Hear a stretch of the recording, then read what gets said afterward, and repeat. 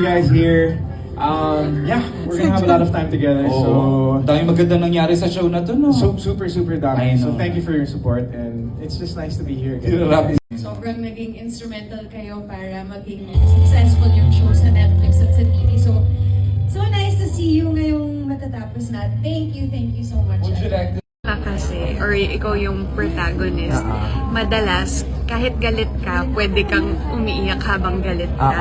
Eh, ang order po kasi dito kay Iris is na wala talagang remorse, walang vulnerability. Yeah, to Except be pag mean. yes, only kapag mag-isa lang siya. Doon lang siya umiiyak or nagpapakita ng, pero sa harap ng ibang tao talagang, kunyari, tapang-tapangan. So lahat po nung galit, parang feeling ko naipon sa ulo ko. So pagkatapos po ng taping, talagang masakit ulo ko. As in, iba yung demands ng kontrabida. So, ayoko na po. Ayaw mo na siya nadadalas sa bahay? Is that with finality? I mean, nothing is ever fine. I'll never say never. Maybe, of course, if it's a good role, I don't care if it's bida or kontrabida. So, pero not for now. Maybe Not in the near future. Not in the near. Pahinga muna. Pahinga muna. Yeah. The same page kayo na gusto nyo talagang gawin lahat para mapaganda yung eksena. Parang hindi ka mahihiya.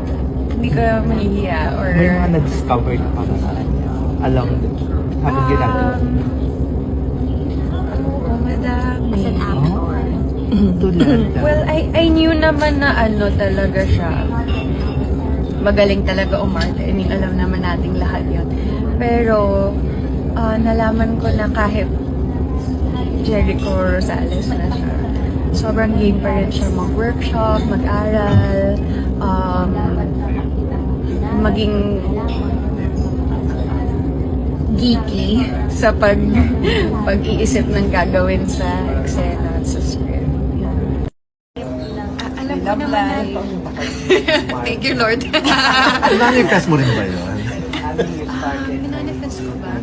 Actually, parang ang goal ko lang is parang mahalin yung sarili ko. Yan sana. Tapos 2020. may dumating. So, May dapat talaga dumating na love additional na yourself. nagmahal bukod sa sarili mo. So, kusang boyfriend si Jerry? Nakikita sa ngiti. Anong ano niya ng